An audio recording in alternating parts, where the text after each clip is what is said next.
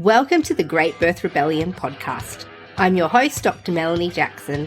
I'm a clinical and research midwife with my PhD, and each episode I cast a critical eye over current maternity care practice by grappling with research and historical knowledge to help you get the best out of your pregnancy, birth, and postpartum journey. Welcome to today's episode of the Great Birth Rebellion podcast. This topic has been one of the most requested topics. I'm smashing through them this year. I just did the risks of induction episode, which was another big one, and we're tackling lots of others, including I did the RSV vaccine recently. And today we're going to talk about iron deficiency anemia in pregnancy and its implications for pregnancy, birth, and postpartum. The reason I've avoided this topic is because, like so many others, it's fraught. There's lots of different opinions on supplements, whether or not iron deficiency anemia is even a thing. Some people believe that we should be living in an anemic state while pregnant. A controversial idea. And so there's lots of conflicting information. So I'm aiming to keep it relevant and evidence-based for this episode so that you can make decisions for yourself if you're finding yourself having to consider what to do in this scenario if you've got iron deficiency anemia. And if anyone's going to do this topic justice, it'll be myself and my guest who I've got on the podcast today, fellow private midwife and peer, Jaimee Smith. So strap yourselves in. We're about to talk all about iron deficiency anemia, what it is, why it happens, how to prevent it, and how to treat it. And yes, we will talk about iron infusions and the root cause protocol, which some of you may have heard of, but there's so much more than that. Before we launch into today's topic, though, you might have already heard about it, but you might not have, so I'm going to mention it. It's called the Convergence of Rebellious Midwives, and this 2025 conference is shaping up to be one of the best and biggest pregnancy, birth, and postpartum conferences in Australia. This event is happening in about 6 months, depending on if you're listening to this episode as a back catalogue or whether or not you're on target.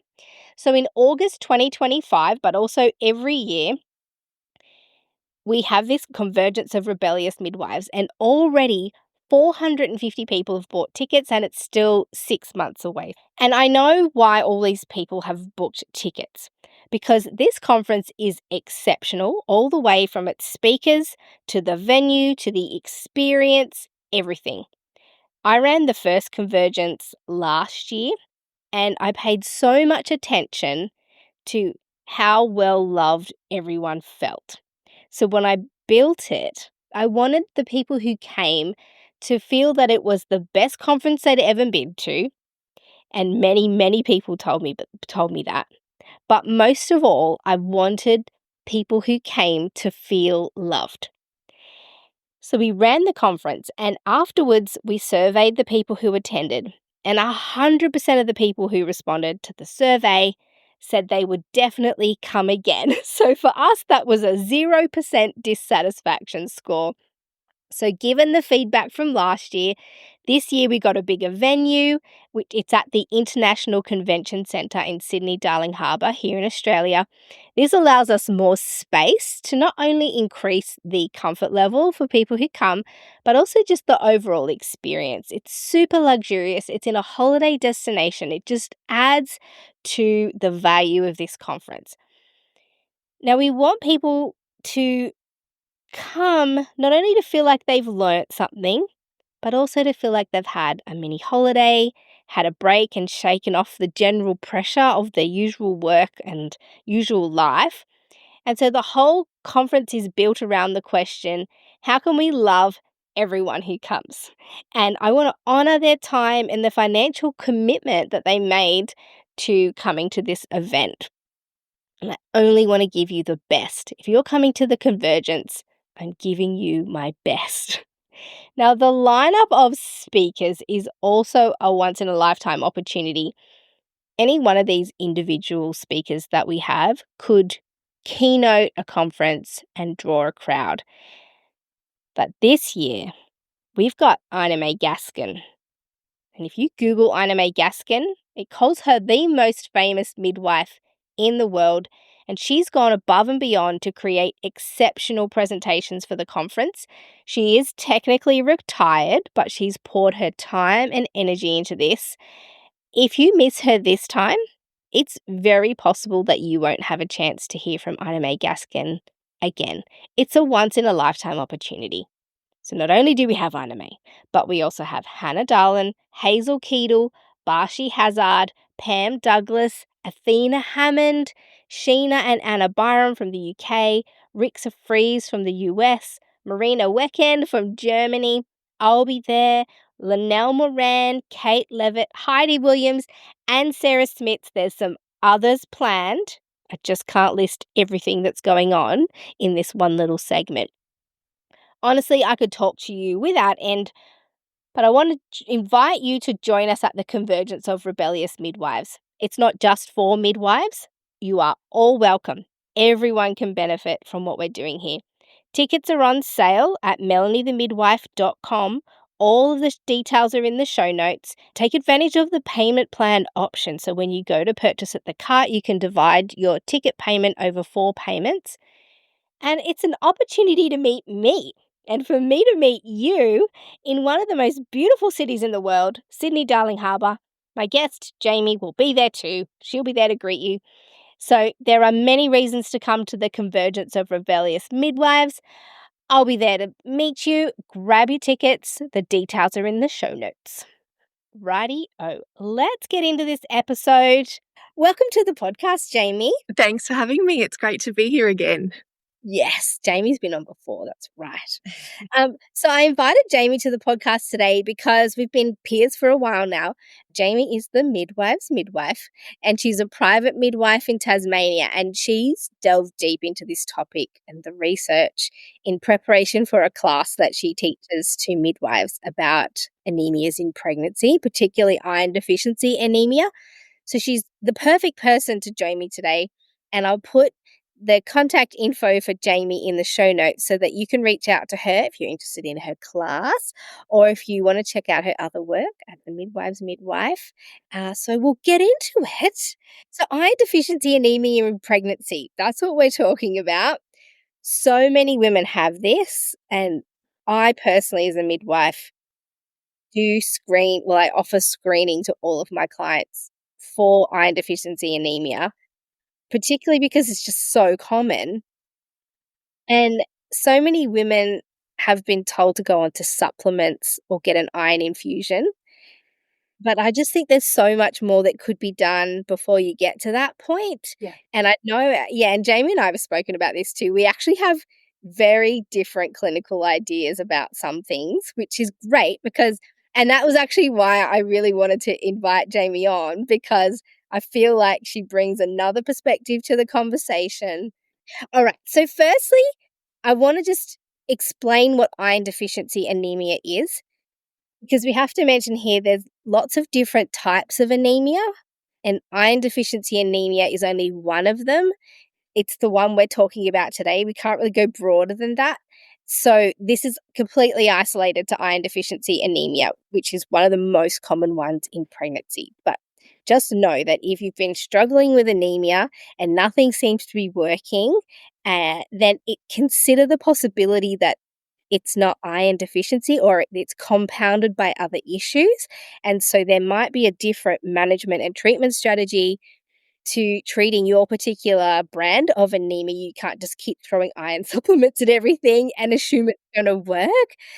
So that was the first thing I wanted to make sure, if you're listening, that you're not going down the wrong treatment path with anemia by just thinking it's iron. So iron deficiency, as I said, is the most common cause of maternal anemias, but the other ones include things like sickle cell anemias, there's thalassemias, deficiency in folate, B12 or both, malabsorption issues, some infections, and there's heaps more. Some are more rare than others. The other one thing I want to mention before I go any further is that it's important to differentiate the research and understanding of anemias based on low middle income countries or low resourced areas versus anemias and iron deficiencies in well resourced countries, it's kind of a completely different story. And so I just, yeah, it, be cautious with the research because sometimes they talk about it as being a really concerning for kind of maternal well-being long term, but that's often the case in low to middle income countries or high income countries where there's adequate healthcare. The story can be completely different. I was just going to say that iron deficiency anemia is actually the most common nutritional deficiency affecting pregnant women worldwide. And I think it's about 17% of industrialized or developed countries and about 56% of developing countries. So that's often not recognized, and it really is like a subtle, slow progressing disease. So I think that's also not recognized. So I'm really glad we're talking about this today. Yeah, and I'm glad you mentioned the slow progressive thing because I feel like often clinicians think it's just like all of a sudden, oh no, you're anemic. We've got to get Mm. you on huge doses of iron supplements, and it's like this should not be a surprise to people because it's such a slow creep and slow crawl. Yeah. So yeah, exactly. So, anemia itself is the condition of not having enough healthy red blood cells circulating in your body, or the hemoglobin that's part of the red blood cell. And the hemoglobin is part of the red blood cell that carries oxygen around your body. So, iron deficiency is just one of the things that can impact on the health and quantity of your hemoglobin, so the quality and quantity. So, essentially, yeah, anemia is low levels of healthy, full functioning red blood cells, and all the red blood cells have hemoglobin on them. So that's an important distinction here, is that iron deficiency starts before anemia. Anemia is like the end point, the disease process of being chronically iron deficient. So our bodies can function and adapt in the short term to iron deficiency by releasing stored iron so that we don't get anemic. But if it goes on for too long, then we get anemia as a result of being iron deficient or iron depleted for too long. So hopefully you're already starting to see here what Jaimee mentioned just prior to, is that anemia is completely preventable with some forethought and some early intervention. We can detect and treat iron deficiencies before it manifests as anemia. And we will talk about how to prevent anemia and how to identify it as we go through. And we'll talk about how iron deficiency and anemia is diagnosed. And it's sort of two-pronged. We combine what we can find through blood test results with the individual experience of the woman. Yeah, no, I wholeheartedly agree. I think we're always trying to offer woman-centered care, and I think it's a mistake to just look at the numbers or to just look at the woman. It's definitely always, for my practice, a combination of the both. I've had women whose numbers look fine according to lab reference ranges, which is its own topic, but they feel really rubbish and they're definitely symptomatic and therefore they need support. And I've had women whose numbers look really poor, but they tell me they feel just fine and they don't want any extra support to boost iron stores. So, yeah, I agree. It's definitely looking at the woman and the whole picture, and the numbers are to support woman-centered care, not to make her fit in with any particular number. I have to agree. And I've had clients the same. They feel great. And you're looking at their blood results and thinking, you should not be functioning. And they're like, no, feel fine. It's no problem. And then I actually recall the story of a client. She is actually a GP as well, a medical GP. And she was planning a home birth. And all the blood tests looked great, no problem. And she said, I'm just so tired. Like, it seems unreal, excessively tired. And I said, I don't think it's your iron. She said, well, I'm going to do an iron transfusion because, I want one and I think it'll make me feel better. And I was like, you don't fit the criteria. And she went ahead and did it anyway. Obviously, she's a GP. She has access to what she feels she needs. And she did feel brilliant afterwards, despite her blood test results not looking anything like anyone I would suggest having an iron transfusion. So, yeah, I think this goes way deeper than what we're led to believe. So, in order to diagnose it, firstly, we ask you how you're feeling, and women will express what's going on for them. But then even early on, right at the beginning of your pregnancy, your care provider will offer you an antenatal blood test. So personally, if I'm writing these for my clients, I'll always include iron studies and a full blood count in the antenatal bloods. And often your GP or doctor will do this depending on who's looking after you. And this way we actually have the information right from the beginning of your pregnancy to diagnose if there's a pre-existing iron deficiency or if you might be at risk of anemia, because again, anemia is different to iron deficiency. There's two things we can diagnose. We can diagnose iron deficiency without anemia or iron deficiency with anemia. So the idea of these early blood tests is to see, are you iron deficient but not yet anemic, in which case we can prevent you from becoming anemic through your pregnancy. And this is where I love continuity of care, actually. And one of my issues with the oversupplementation of women with iron is that I think sometimes it comes out of this fragmented care model sometimes where nobody's noticed what's happening for this woman. And then there's like this rescue medicine at the end to try and bring her hemoglobin up. When if somebody was just really paying attention to her through her pregnancy, this could have been picked up way earlier, and the supplements and the strategies could have been gentler and more prolonged rather than this kind of rescue approach. Yeah, and I think it's a bit of an uphill battle in pregnancy because I think pregnancy is actually the perfect storm for developing iron deficiency anemia because you have a greater demand when you're pregnant for iron. Like iron's needed for over 100 functions in our body. And then when we're growing a baby, a whole other person as well, they obviously need iron to function. Your placenta needs it. And so you might be fine with nutritional intake. And I'm guessing we'll talk about that, the different ways that we can support iron or why we might be iron deficient or anemic. But, usually it's not enough intake or too much demand.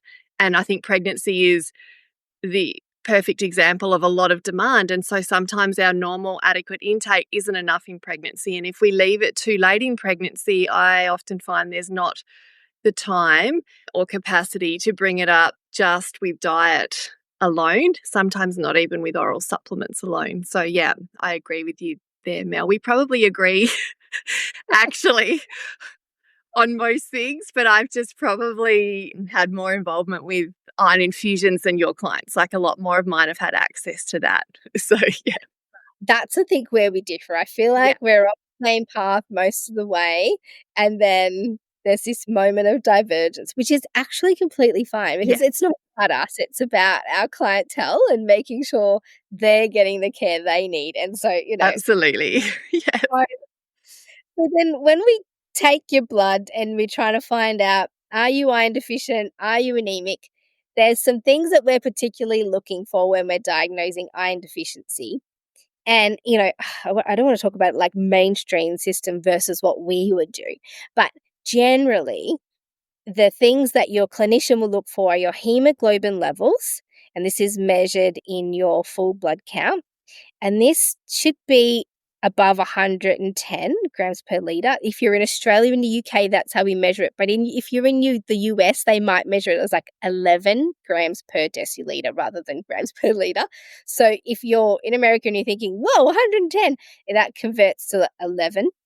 So just note if you're sitting there with your blood test results in front of you trying to work out, am I anemic? So that's the first thing, hemoglobin above 110. So if it's below 110, quite potentially you are showing clinical signs of anemia. But then if we want to check if you're iron deficient, you have to look at the iron studies. And when you look at one of the things you can look for is a thing called ferritin, which it represents the stored iron in your body. So your body can have iron that's circulating through your blood. That's one thing. There's hemoglobin. Then there's the stored iron, which is ferritin. So if your ferritin levels are low, but your hemoglobin is normal, then we would sort of suspect that you're iron deficient but not yet anemic. So your body is adapted, and maybe it's finding stores and reorganizing iron through your body to prioritize hemoglobin. But we're getting like a warning sign that you're running out. There's soon not going to be any stores. And then when your stores run out, then you start getting the signs of anemia. Yeah, so actually 70% of your iron is stored in the hemoglobin. So there's not as much as we often think in the ferritin, which is actually what we call our iron stores. But I like to think of ferritin as your money in the bank. So when you have excess money, you put it in the bank. Well, you can do. If you're running out of money, you're going to budget and prioritize where that goes. And that's what happens with iron. And hemoglobin, where 70% of iron is stored, is one of the last priorities of the body. So if your body has budgeted in every other way and then it hits like it still doesn't have enough, it's going to have to start taking the stores out of the hemoglobin. And that's when women start to become anemic and very symptomatic. They're probably symptomatic before that, but don't notice it, because a lot of the symptoms overlap with other things in life, just being tired and busy and pregnant. So yeah, I like to think of it like that. Once we're losing our hemoglobin iron stores, our body is getting pretty desperate and really needing to get that iron from somewhere. So yeah. That's right. And I mean, hemoglobin is what carries oxygen around our body. So when you're symptomatic, it's because you're in a state of like deoxygenation. Yeah. Because the body can't adequately transport oxygen around. So, we don't mess around really as clinicians. We really want to solve this for women, help women solve this. And there is a train of thought, and I'm kind of mentioning it early, and I wanted to just flag it with people. If you're searching on the internet and looking for things, you might find a class of opinions that suggest that maybe in pregnancy we're supposed to be in a state of anemia, or that a drop in hemoglobin is normal and appropriate, and that maybe we shouldn't be dosing ourselves with iron. I just want to say at this point that Jaimee and I are not of that opinion. So come to here thinking, we're going to bolster that theory. I've engaged with that dialogue and tried to understand the science of it, and it doesn't make sense to me based on what I know of what happens in the body. And yeah, so And nor to me, and it hasn't been reflected in my experience. So I think you might be talking about the root cause protocol, or the idea that hemodilution in pregnancy, like our blood volume increases by up to 50% in pregnancy. So yes, our red blood cells and our hemoglobin increases, but so does our blood plasma, and that increases more than our hemoglobin. And so it makes our hemoglobin look diluted. If you had like half a cup of red food dye and then you just added another half a cup of water, the red food dye is the same amount, but it looks diluted because there's extra water in it. And that's the idea of this hemodilution, that in pregnancy we have extra blood plasma, and therefore it's just fake anemia or false anemia, because it just makes it look like we have lower hemoglobin based on our blood volume. My issue with that is that there's actually an increased demand in pregnancy for more hemoglobin. So I don't think we can just write off that, oh, that's a normal state in pregnancy. For some women, they might be just fine. Like I said, it always comes back to the woman, but I'm really interested in making sure she feels well, and often pregnancy demands more than what we're supplying. So, yeah. And that process of hemodilution, which we will cover in detail as we go, yes, that's a physiological part of pregnancy, is the hemodilution, but resulting anemia is not part of normal pregnancy. Yeah, agreed. Yeah, we kind of have to realize that. Some clinicians, or maybe in some bigger systems that have more kind of streamlined care processes, they might not do iron studies early in pregnancy and not be looking at ferritin as a marker. And some places only rely on hemoglobin. And so just be cautious is that although you might not be anemic by looking at your hemoglobin, if your clinician hasn't done iron studies, then you've missed the very early opportunity to potentially prevent anemia. So just throwing it out there. So that's one thing that we look at with our iron studies. And Jaimee, your masterclass on iron deficiency anemia explained the rest of the iron study data in a really succinct way. As I was, I was watching it going, great explanation. So I'm going to throw to you. Yeah. You've got sort of 4 other markers that we can have a look at in iron studies that can help us understand what iron's doing in our body and what direction we're heading. Are we heading into more anemia? Is our body looking for iron? Has it got enough? Yeah. Can you talk us through the rest of those iron studies and what midwives could look for or clinicians could look for or even women will be able to look at Yeah. it? Absolutely. And I think that's another thing I see a mistake clinicians make is they may order ferritin, but not full iron studies. But if a woman is, especially if she's having iron supplements, I'm very interested to know what the other components of iron studies are, because overloading in iron is toxic and it causes cellular damage and death. And so we really don't want to overload in iron either. And that's what the rest of the iron studies show. So like I said, the first thing I always look at is ferritin. That's like your storage container. How much storage have you got there? Or how much iron do you have in storage? And it depends who you talk to as to what you want to diagnose. I guess we might come back to that in a sec. But the other components of iron studies is something called transferrin. And I like to think of them as transporters. That's what helps me remember it. So if you like, they're little utes going around your body trying to look for unbound iron. That's excess iron that your body doesn't need immediately, and it wants to take that iron up and take it to where it's needed or put it into ferritin for storage. And so that's really important. We want our transferrin to be between our numbers, but to be between 2 and 2.5 grams per litre. If we've got more than 2.5 grams coming back on an iron studies, then that really shows we've got lots of transporters. So some people call that iron hunger. That's our body it's looking for more iron because the body is indicating I'm really depleted, I need iron, and the transporters are trying to find it. And then the saturation part of the iron studies is saying how many of those transporters are being used, what amount of them is saturated or being used. So optimal is between 20 and 30%. So if our saturation comes back as over 30, then that really shows that we're over supplementing. And so we'd want to ease off on our oral supplements because the capacity of the transferrin to catch that iron and take it safely to where it's needed is already full. And therefore, that would leave dangerous unbound iron circulating in the blood. And that's where people get worried about over supplementation and iron toxicity. So it's really important that we know those. And then the final number in iron studies or the area is just the serum iron. It's often just listed as iron. I actually don't even hardly look at that because that's kind of like, if we stick with the money analogy, that's like the cash in your wallet. That doesn't give a very good indication as to what your actual financial status is. So serum iron just happens to be the amount of circulating iron in your blood at the time you had the blood test.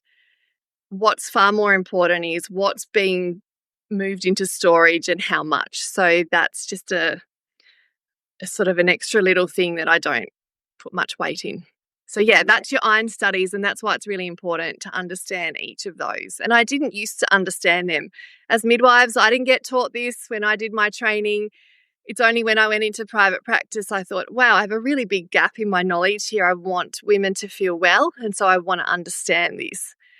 And I really love being able to get information into a simple, easier to understand way so I can apply it and so other people can apply it. So, yeah. And often when you get the blood test results, the lab will tell you what the normal Yeah. reference ranges are. So you don't have to go hunting for that. If you've got your own blood test in front of you and you can see that your iron studies are deranged, you've got the capacity to find out, okay, Yeah. what levels are high, what levels are low. And you can ask your care provider, what does this mean? Am I looking down the barrel of potential iron deficiency. I was just going to say the tricky thing with the reference ranges from the lab, I know they vary from lab to lab, but for example, my reference range for ferritin is 20 to 160. And so I made the mistake early on in private practice thinking, well, as long as a woman's over 20, she's probably okay. 20 to 160 is a huge range. So the hematologist in my area, who I've used a lot of his research, he's a professor of hematology, and he would suggest that if your ferritin is 20 to 30, then you have severe iron deficiency. If it's between 70 and 100, you have mild to moderate iron deficiency. And if it's over 100, it's unlikely to be iron deficient. So his numbers are very, very different to most clinicians. And I think, especially in pregnancy, women often do need a bit more iron. And so I think his reference ranges are probably more accurate. I've had so many of my clients end up having extra iron through iron infusions, and not one of them has ever regretted it. They have all felt better. And some of them I've not been sure. I've looked at the lab results come back and I think, oh, I don't know. I'm not sure. She might be a bit symptomatic. I'll offer her a referral to the hematologist and off she'll go. Because really, I'm just wanting another opinion. That's his area or their area of expertise. And if he gives them an iron infusion, not one woman has ever regretted. She's never said to me, I wish I didn't do that. Most of them say, I wish I had it earlier. So that's why I've ended up probably having more clients have iron infusions than you, Mel, because I've had easy access to that. And I guess over the years, I've just realised women feel better for it in pregnancy. I'm not saying that's necessarily the best management option for a non-pregnant woman. You have time and there's all sorts of different factors when you're not pregnant. Yeah. So what Jaimee's talking about too is I don't think I've ever had a client that I've recommended an iron infusion for. That one client that I mentioned earlier, the GP, is the first one who's like, I'm getting an iron infusion. And I was like, are you sure? Mostly because I've always been able to, well, firstly, early identification. Yeah.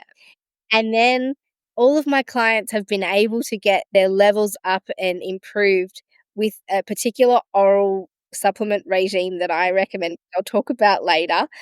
So, yeah, I just haven't kind of pursued it. And possibly also, I'm really, finicky about sending women to places for more things. But like you said, if you've got easy access, you might be more willing to kind of go, yep, off you go. It's easy. Don't worry about it. So we'll talk about iron infusions, but that's where Jaimee and my strategies differ is, not saying anything's right or wrong. We're just kind of doing what we know. Absolutely. Yeah. So those are the blood tests, but certainly probably if you're going through a mainstream system and you don't have an individual clinician who's really combing through your blood results thoroughly, then probably your clinician's going to use hemoglobin and ferritin as a way of diagnosing. But if you look at the other things in your iron studies, that's where you would get more of information about what you need to do next. So there's that one part of being able to tell if you're iron deficient or anemic, but then there's your personal experience and your personal symptoms. So as Jaimee said, it manifests as a lot of things that we already feel sometimes as busy women, but tiredness, breathlessness, actually visually pale. So feeling breathless after just doing things, like if you've gone to the top of a flight of stairs that you always take, and then you get to the top and you've really got to take a few big breaths and you're feeling really breathless, consider that your body's struggling to move oxygen around. Heart palpitations, feeling just faint or dizzy, foggy, like just generally being unable to, like just feeling constantly foggy through the day, and headaches, cold extremities. But really, it's all symptoms of oxygen deprivation and the fact that your body doesn't have the nutrients it needs to properly function. The other one is, and people might be out there, women might be out there going, oh my gosh, that happened to me. There's a thing called pica, Pica, and it's this desire to, sometimes women want to eat ice, but they might also want to eat things like clay, dirt, bricks. I've heard women talk about just wanting to scrape the mortar out of bricks and like lick the wall, like this insatiable desire. It's called pica. It's a thing. If you're thinking, gosh, I just want to eat that thing and it's not food, think about what your body's trying to tell you. Maybe you're iron deficient. In fact, there are some places. I had a client who was from India, and she said in India, they sometimes they'll offer pregnant women clay pills, tablets to take, thinking like, okay, this Yeah. yeah, if you want clay, here, have clay. But I'm like, wait, I think that's iron deficiency. It could be for a whole other reason, but I did have an Indian client. She goes, oh yeah, in India we take clay tablets, and I was like, I know that could be a detoxification thing, but anyway, it's so there's all these symptoms that you could have that could be related to your iron status. So if you're not sure, we do also just if women are feeling that, maybe they do need more iron, even if their blood tests are not screaming that at us. So let's talk about why this happens in pregnancy and why we monitor for it. And we alluded to it before that pregnancy is a time of huge nutritional demand. Your iron needs do increase to facilitate the growth of the baby and of the placenta. First, you've got to keep meeting your own iron needs, but then there's all these additional iron needs. And there's also significant changes in your blood volume. So the amount of blood that you actually have in your body.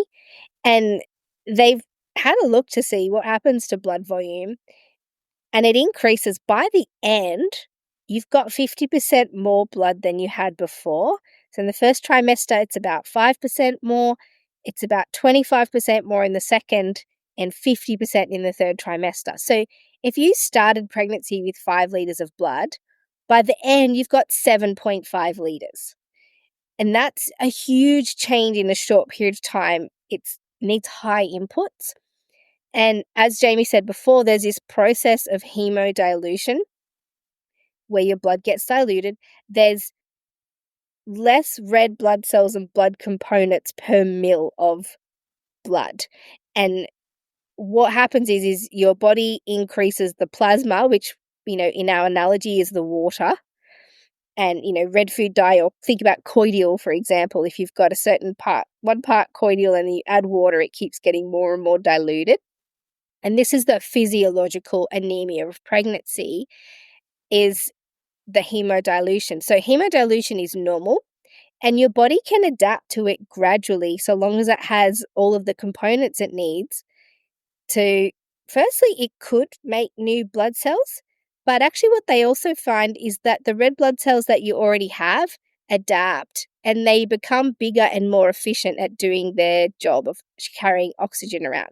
So although you're diluting the blood, your red blood cells sort of go, oh, time to adapt. We need to be more functional, more efficient, get a bit bigger so that we can keep doing our job.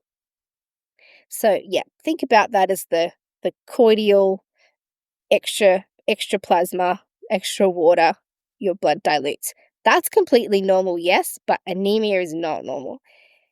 So how do we make sure we're getting enough iron, but also not too much iron?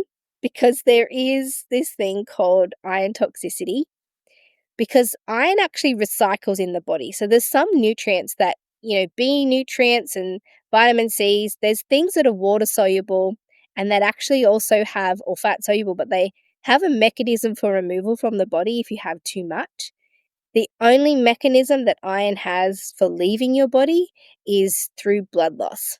So that happens for women who are bleeding every month. Obviously, you don't bleed, hopefully, while you're pregnant. It's also why women are more just predisposed to anemias than men, because men don't have regular bleeding events. And in fact, if there's a man that's iron deficient, they start to suspect things like internal bleeding, like where is the iron going? So there's this balance. I wouldn't recommend just taking iron without checking if you first need it. So it's not one of those things of like, yeah, you'll be fine. It's like a B vitamin where you take it.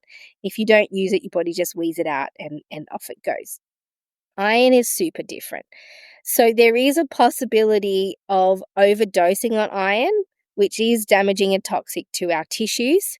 And that's the reason why our body is actually great at actively preventing or allowing iron to enter the bloodstream or not. So there's a process that your body has already to choose to decline iron absorption, where it's sort of like, nope, you can't commit. Even if you eat high iron foods or you're taking supplements, your body has the capacity to do that. But and I don't want to be too like scientific about it and wordy about it, but there is a compound called hepcidin, which I'm every time I hear that word hepcidin, I think of Poseidon. And so anyway, I call hepcidin the goddess of iron. That's brilliant. I love it.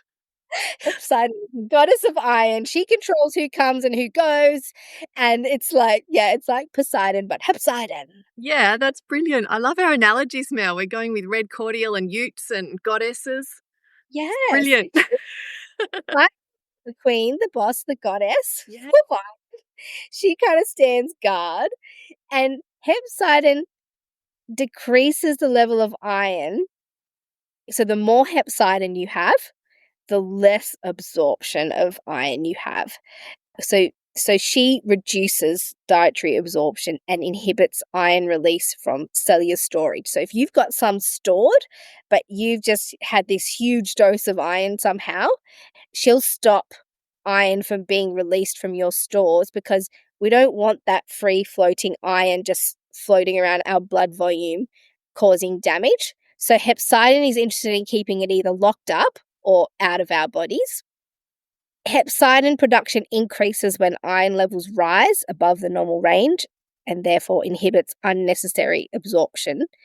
And so this is the protective mechanism against iron toxicity. Yeah, it also increases throughout the day. So you have lower levels of hepcidin in the morning and higher levels in the evening. I guess that's naturally in case we eat too much iron throughout the day.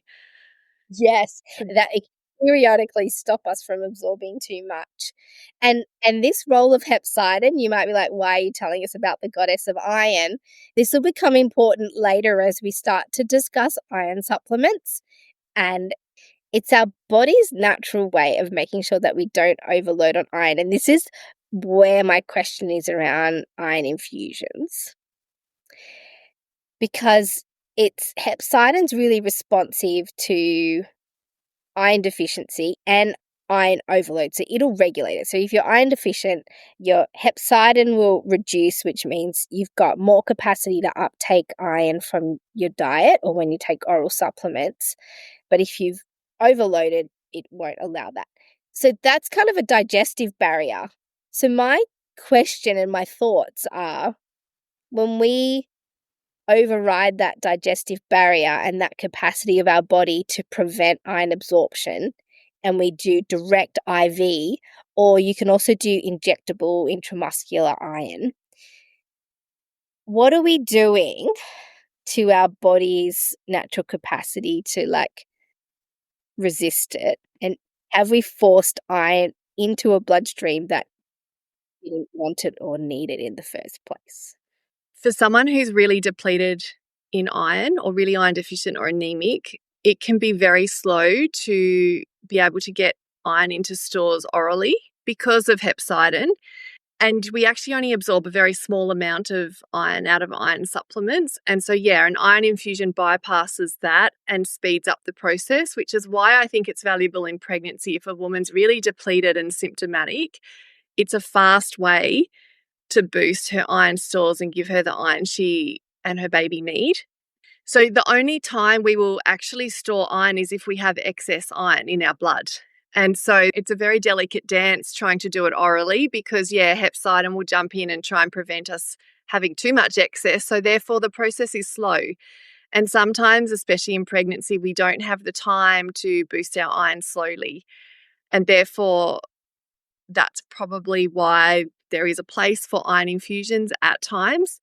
Some people have absorption issues in their body. There's all sorts of reasons for that. They may have some sort of irritable bowel syndrome or thyroid issues affects their stomach acid and therefore they can't absorb iron very well that way. And you actually need iron to create thyroid hormones. And so if you don't have enough iron, you're not making the stomach acid to absorb the iron and it's a vicious cycle.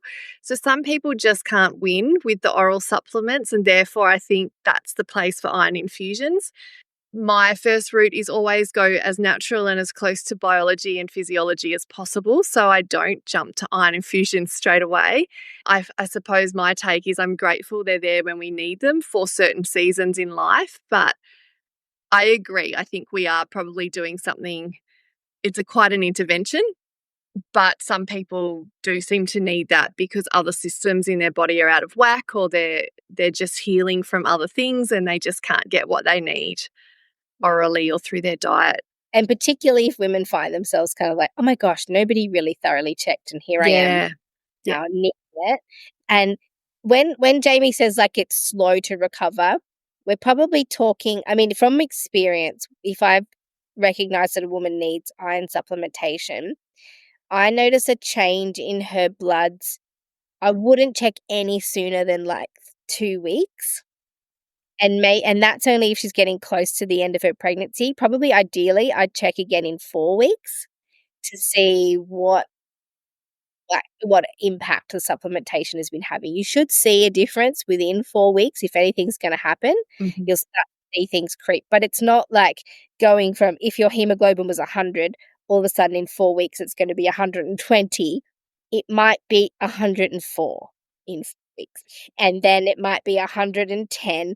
I feel like it's this exponential creep. Like, once it starts to change, then it really changes. But yeah, it's a slower creep. Hence why I think early intervention, a really great approach, is rather than waiting and seeing what's gonna happen. We know that your hemoglobin's gonna go down, theoretically. We know that your ferritin stores are gonna be used up and depleted. We know that you have increased iron needs. So why sit and wait and see what happens when you can prevent it from happening in the first place? And, you could consider something like second daily supplementation rather than daily supplementation, or lower dose, because it's not like if you have a supplement or some food with iron in it, it's not like, "Oh, great, I had all this iron." It's not just gonna soak into your body, and be used. There's a it'll your body will only take a certain amount of iron per day, Yeah. which is why there's this slow creep. Like, it doesn't matter how much you put in, it'll only let in a small amount. Yeah. So, yeah, what you take is not what's absorbed. And then even more so, the type of iron impacts, you Yeah. hinted to it earlier, the bioavailability of that iron. There is some irons are more bioavailable, so actually available for absorption than others. And that differs from person to person too. I had one woman on spirulina only, and she took up so much iron from that we had to stop it. And other women, it doesn't help them enough at all.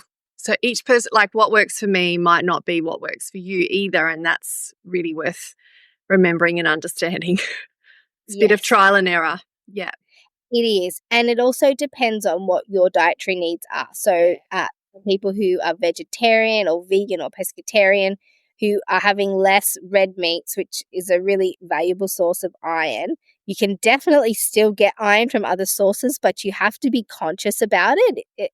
When you eat red meat, you can sort of, not accidentally, but, systematically keep topping up your iron quite easily, whereas you have to be a bit more thoughtful about it if you're getting it from vegetable or other Yeah. sources. And if you're eating vegetable based iron in food sources, you'll absorb that better if you have that with meat. So, obviously, high iron foods would be like beef, lamb, liver, sardines, but there's also iron in things like, yes, spinach, lentils, spirulina, beans, quinoa, kale, nettle, cacao, things like that. But you will absorb those plant-based irons better if you have any sort of meat with it. So even like chicken or poultry or seafood, like it will just help your body take it up better. And if you have sort of citrusy foods, anything with vitamin C in it will help you absorb it better too. So strawberries, capsicum, tomatoes, broccoli. Yeah. Kiwi fruit, even vitamin C Yeah. supplementation. Yeah. Um, and so vitamin C increases the uptake Yes. of iron. It sort of inhibits hepcidin from blocking it. So they're the two approaches to helping absorb iron better. You could take your supplements every 2 days They reckon that hepcidin probably, if you have an oral iron supplement, hepcidin then comes to the party more than just from a diet, and it hangs around for about 24 hours. So that's where the idea came from, of taking oral supplements every 2 days. So you can do that to try and counteract or to absorb as much as you can without hepcidin blocking it. Or you can take 1,000 milligrams of vitamin C with your iron supplement every day, and that will help block hepcidin from blocking the iron, if that makes sense. For those who are supplementing with iron, just know that a lot of iron supplements are not what we would call food-based. They don't just rummage through food, find the iron and put it in a tablet and give it to you. That's not how most iron supplements are made. So the common ones that your clinician will put you on if you're kind of going through a more, they're medically trained people. Ferrograd C and Maltopha are the really common ones that I've seen. These are not what we would call food-based irons, and they can have the side effect of constipation because it's kind of it's a formulated medicine, obviously for iron deficiency, and they're really high doses. So I feel like these particular types of supplements do put the body on high alert, but also they don't have great bioavailability, and then they also have side effects. The benefit of a food-based supplement is that you reduce some of those side effects. The bioavailability is better because your body is already available to food sources of nutrition, and I believe it doesn't peak your hepcidin as much as the other types of supplements. So when I say food-based supplements, some women talk about beef liver capsules, offal capsules, herbal supplements that are high in iron, or magical fairy water, as I call it. So I just want to say, I don't. Definitely had an opportunity to get sponsorship for this podcast, Yeah. and I consciously decided not to. I wondered, are we saying brands? Yeah. So here's where I'm mentioning this, is there are 3 particular brands of iron supplements that I routinely and kind of have forevermore used in my clinical practice to help with iron deficiency. And again, as I said, could have definitely sought out sponsorship for this these particular brands, but I decided not to because I just want to let everybody know that I have been using these forever, and I'm not mentioning them because I'm getting any kickbacks or anything like that. This is an unsponsored podcast episode. But the supplements that I choose to use seem to be more food-based. They're lower dosage, and I've had excellent results. So I will. Well, we're just talking about as midwives, aren't we? What we've seen working in our practice. So this is not because we are affiliated with any brands. We're just telling you what's worked for people based on our clinical experience. Correct. Good. Yes. There's only been that one single client of mine who's gone ahead and had an iron transfusion, and everybody else has managed to avoid it with this particular protocol. So I'm going to tell you what I do for my clients. Again, this is rooted way back in when I trained as a naturopath originally before I was a midwife. So I have some residual nutritional knowledge and obviously a lot of knowledge about the body. So I use a particular product called Floridix, which is a herbal iron supplement. Super low dose. I think it's about 10 milligrams per dose, which is, if anybody said, well, that's going to do nothing, but really bioavailable because it's a liquid and it's food-based. Then there is this other product called Spartone. And I wish I had another way to describe it, but they've found this stream of water that is high in elemental iron. It must be minerals coming off some kind of, somehow into the water. They collect it in sachets and sell it as the product Spartone. Honestly, with those 2 things alone, Floridix and Spartone, most of my clients have managed to recover from any form of iron deficiency in their pregnancy before it's become an issue and before we need to go to something else. If those 2 things don't work, I recommend this 3rd supplement, and I recommend that they take them all together, not together in one go, like just scatter them through the day. There's another product by a brand called Bioceuticals. It's a the brand, but you can get it over the counter, like, it's behind the counter if you go to a chemist or a health food store, and it's called Iron Sustain. Again, low doses. If you told people you were using these to correct iron deficiency, they would laugh at you because the doses look so low, but they have high levels of bioavailability, Yeah. which means that, yeah, more of that product is available for absorption into your body than in some other less food-based products. Have you tasted Spartone, Mel? I have, because I took it through my own pregnancy. I had the weirdest thing happen. My hemoglobin when I was first pregnant was 148, which is quite high. I've never even seen anybody's hemoglobin that high. So much so that we thought maybe I might have hemochromatosis. I don't. I knew I didn't, but I thought, "My gosh, I'm gonna be totally fine." When I rechecked when we rechecked things, and I don't even know if I had iron studies actually, because I just thought I've never had a problem. Yeah. Why would I check it? But my hemoglobin dropped to, like, 107 from 148. It was insane, Yeah. and so for the first time in my life, I had to think about iron supplementation, and I started taking it, and there wasn't a lot of effect initially, and then I spoke to a naturopath friend of mine because, I've still got naturopath friends, and she said there's lots of other ways that you can increase iron absorption. And so she said, don't have the iron supplements anywhere near dairy food, caffeine, obviously add the vitamin C, like we've already mentioned. And she recommended things to help improve my digestion. She told me to eat bitter greens, and at the time, and I still am an avid gardener, so I had things like dandelion leaves and rocket, so like bitter greens, to get digestive juices started to sort of prime my digestive system to be at peak, absorption. And so I did all those things and the supplements, like really low doses, and it came good just fine. To me, I struggle with the aftertaste of Spartone. It tastes like liquid blood. Not that I've ever drunk blood, but I can taste it's got that metallic It's got a taste. metallic But flavor. I tried an apple flavored one that someone gave me, and that was much more tolerable. So if you're sensitive to taste, that might work better. You can also put, if you freshly juice some oranges, so Yeah, try that's a not to great get idea. yeah, try not to get store-bought orange Yeah, juice. There's all kinds of stuff. But if you can freshly juice a few oranges, and then I used to put the Spartone in the orange juice and you can't taste it. great. It looks like water, Yeah, and it does. so Yeah. yeah, you're tempted to just chug it down, and you can. It does have a metallic taste though. Yeah, I had a client whose numbers were bad, and she told me she felt just fine. And I had a heap of Spartone samples from a conference I'd been to, and they left them behind and said, "Could you give these out or use them?" I said, "Yes, thank you." And she took Spartone only and felt so much better for it over time. And she said, "I didn't realize how rubbish I was feeling until I corrected it." So, yeah, I think it's very effective if you can find a way to drink it.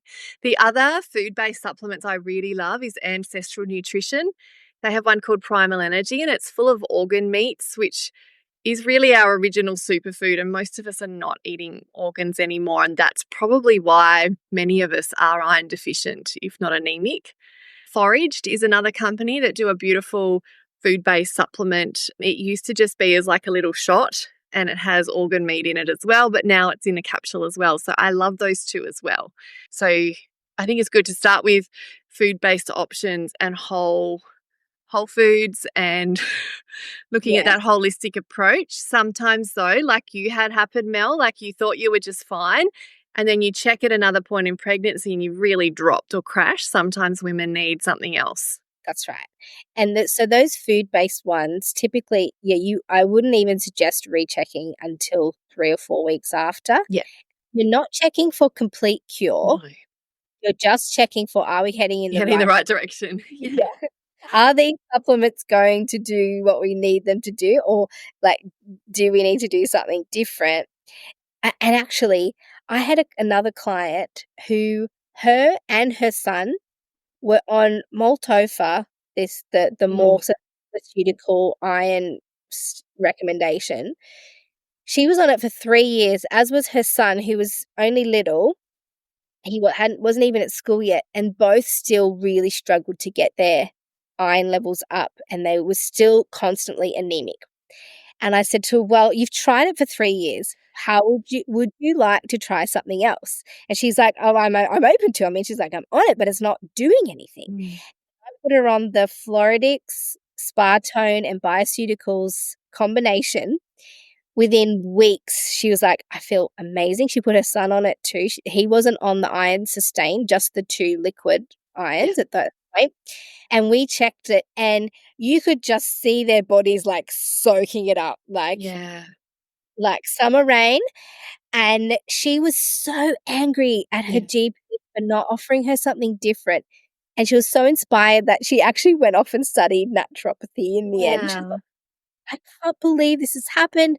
The doctor told me to do this and it didn't work and no one listened. And, there's such simple solution. Over the counter food-based iron Yeah. supplements did the trick." And I think when you combine lots of different ones, you also increase the bioavailability again, Yeah.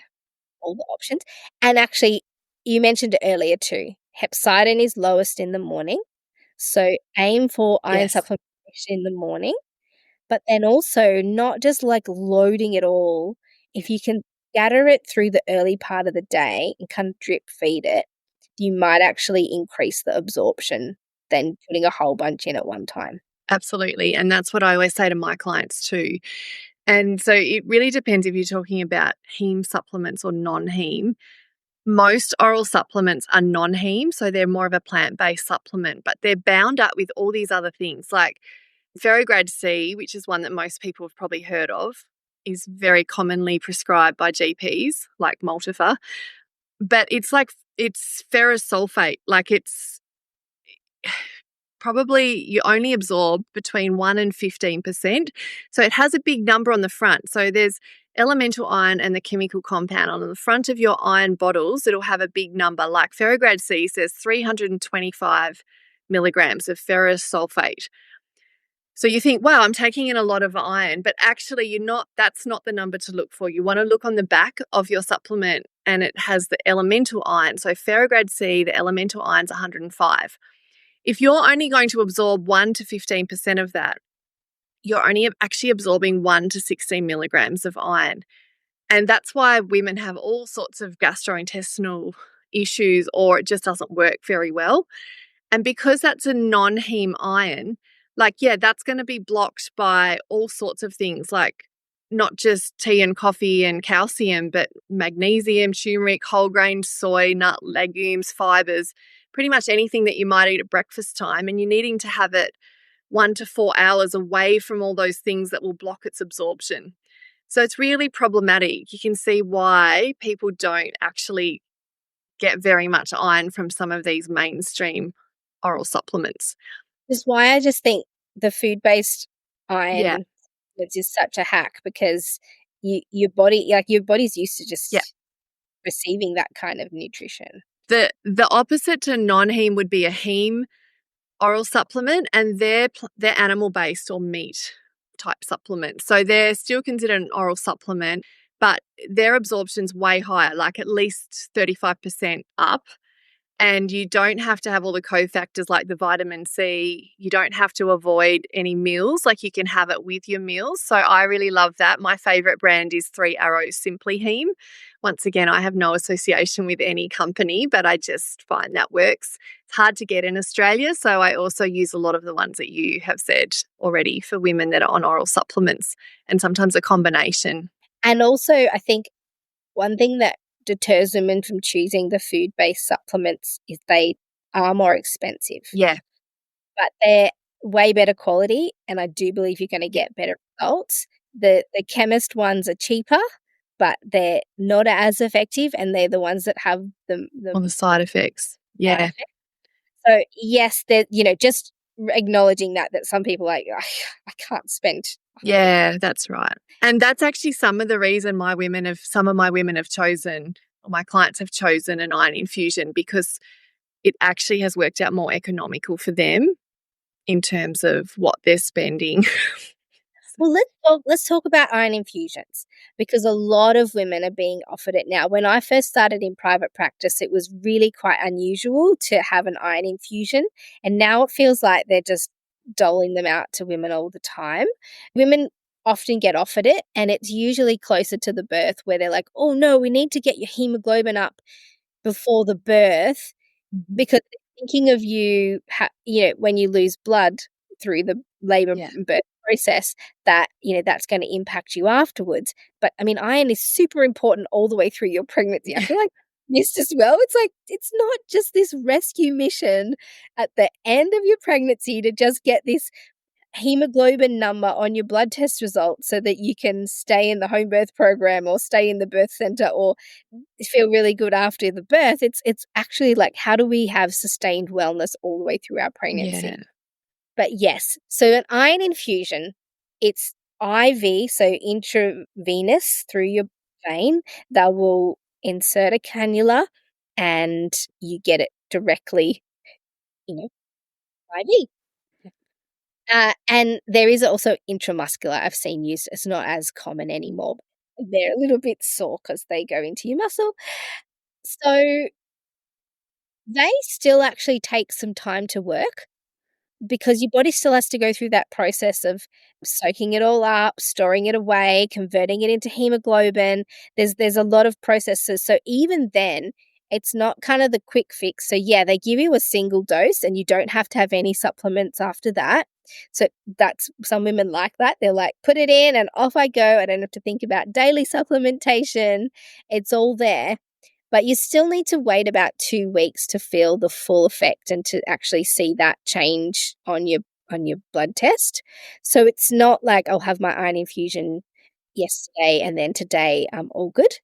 There's still a process that we have to wait for. Jaimee, how do you describe the process of getting an iron infusion to women? There's been quite a few different types of iron infusions over time, but the two most common ones that most clinicians will be familiar with, one of them is called iron polymaltose. That has to be given over about a 90-minute period. So you're talking an hour and a half. It's one dose of up to 2,000 milligrams. It's considered safe in pregnancy. They'll often give women a test dose, like a small little 100 milligram dose over half an hour first, just to check that they're not going to have a negative reaction.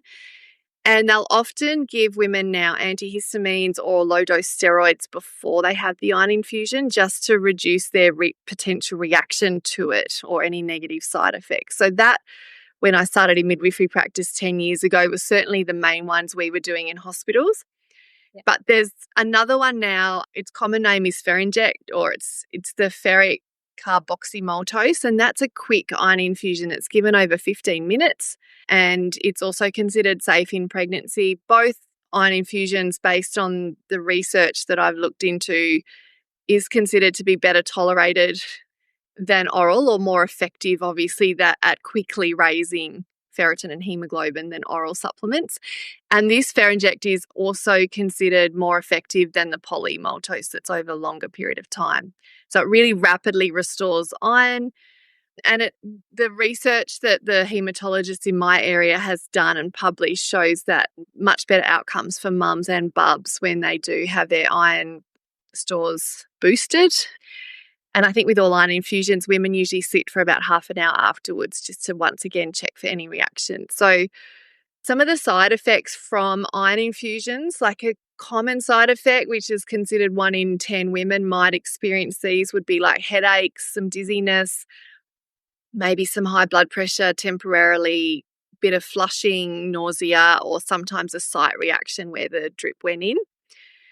And they're usually transient side effects. Some uncommon ones, so the ratio for that is considered less than 1 in 100, so would be an actual allergic reaction to the iron infusion. Sometimes tingling, numbness, a racing heart, low blood pressure, shortness of breath, some sort of pain throughout the body. And then sometimes if the drip has leaked into the woman's arm, you get a permanent tattoo like stain. So that's something to be aware of. Like if you're offered an iron infusion, just keep an eye on it. Make sure someone's keeping an eye on it. And obviously a rare side effect would be an anaphylactic reaction to the iron. Is it commonplace to offer an antihistamine or a low dose steroid prior to? Yeah, well, it seems to be here in the clinic that I'm near. The women often tell me that they're offered that. Yeah, and that's meant to help just reduce reaction, I believe. Reactions to Yeah. Yeah. So I guess for women listening, just know that if you're considering the iron infusion, there might be additional medicines that go along with Yeah, that, that's right. And depending on the philosophy you have about what you want to. yeah, exactly. And you can decline those, obviously. You always have the right to get the information you need and make a decision that feels right for you. And I think ultimately, as with everything, prevention's better than a cure. Yes. So early on, if those early blood test results, pay extra special attention to the iron stores, your iron studies, your hemoglobin, how you're feeling as a woman, also your history. Are you typically running anemic anyway prior to being pregnant? Something to really focus on, Mm. especially if you want to avoid an iron infusion, if that's the philosophy that you have, then yeah, just being consciously topping up all through your pregnancy and keeping. Yeah, I agree. Like if you can raise your ferritin, your iron stores before you fall pregnant, you'll you'll do much better. Once they drop, it's harder to get them back up in pregnancy once again because of that demand. If you can sort of boost yourself beforehand in a natural way through your diet or food-based supplements, yeah, I think that's a great idea. Absolutely. So, one last thing I want to talk about, and the only reason I want to talk about it is because if you're anemic and you're looking for solutions and you start Googling, you will probably come across something called the root cause protocol. I certainly don't endorse it, mostly because it just doesn't make sense to me.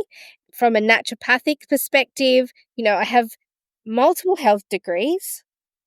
Some of them are in complementary therapy.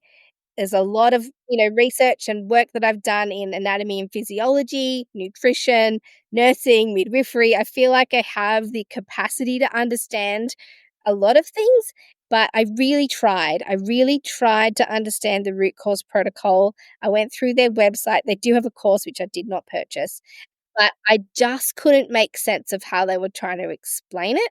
I did take away that they believed that we were supposed to be in a low hemoglobin sort of hypoxic state by the end of pregnancy and that was somehow a normal physiological part. I also think, Jaimee, that they're against the storage of iron in the Yeah. body, and they don't believe that measuring ferritin is even an accurate measurement for diagnosing anemia. Yeah, I don't follow them either and don't agree with their underlying philosophy, but my understanding is that like they've written an article called The Deceit of Anemia. So they are more interested in or believe that like problems in someone's body isn't from anemia, it's from an imbalance of other minerals like magnesium, copper, and iron together. And I think they do look at ferritin, but they're happy as long as it's above or around 30, which the hematologist in my area would define as severe iron Yeah. deficient. So, yeah, they actually tell people to stop taking iron supplements, to stop taking vitamin D, which helps you absorb iron. They tell people to donate blood. So it seems to be the exact opposite of what I have found to be beneficial to clients and to women. Yeah, and they had a protocol. They've got some kind of 10-step protocol things on their website. Yeah. Again, I really tried to read some of their blogs, and they were very hard to decipher, like, Yeah. the information wasn't forthcoming. So, just if you come across it, I mean, go right ahead, see if you understand it. If it's right for you, then please feel free, but I personally couldn't understand the philosophy and the idea behind their recommendations, and I also think that pregnancy is actually a really short time, and it seems like the protocols that they're recommending take quite a while if you're looking and, Mhm. their protocols they applied to general sickness outside of pregnancy. So maybe some people would have time to experiment and work with some of those protocols, maybe not to any ill effect. But I think in the short period of time that you've got during pregnancy, that going through something like the root cause protocol, it's kind of not in the interest of like a speedy recovery from what you're feeling. Like if it doesn't work, you Yeah. really a lot of time to change your mind. They do talk about kind of holistic care and food-based supplementation. So we would agree in that respect. But actually, Mel, you and I are also looking at the true sense of the root cause. We're looking at the whole picture for a woman. We're not just looking at an isolated item. We recognize that it's in the context of her whole body and reasons she might be. And I think that's what we want to do, take a really holistic approach and help a woman feel as well as she can.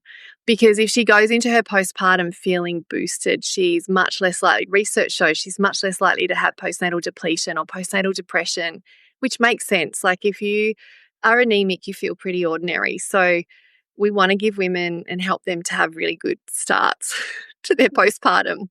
So Yeah. I think, we look at the broad picture as well. And if your clinician's not necessarily doing that, you can do that. Find what you need, look at your diet, your supplement. That's kind of what my masterclass was for. It's aimed at midwives and clinicians, but I've had family and friends and clients use it and find it helpful as well, because I've tried to keep it in very everyday language and make this information really accessible, because so many of us are probably anemic or iron deficient, at least, even when we're not pregnant.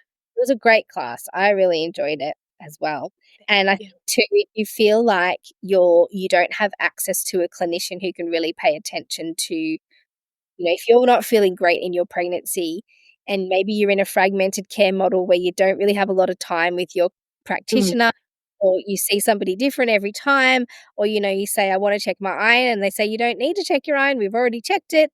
It's okay to race off to your GP if you have access to a Yeah. GP. I really want to check my iron studies and my full blood count, because I think I might be iron deficient, but I just don't have access to these tests through my maternity care. That's completely fine too. It's actually completely within the scope of a GP to be able to find out if you're anemic. It's not complex, and in fact, you may even be able to decipher your own blood test results and make your own decisions at this point. Great. Look, I feel like we've given just the right amount of information in this episode. Thanks for being here, everybody. That was this week's episode of The Great Birth Rebellion, and all of Jaimee's details are in the show notes if you want to pursue her resources further. To get access to the resources for each podcast episode, join the mailing list at melaniethemidwife.com, and to support the work of this podcast, wear the rebellion in the form of clothing and other merch at thegreatbirthrebellion.com. Follow me, Mel, at Melanie the Midwife on socials, and the show at The Great Birth Rebellion. All the details are in the show notes.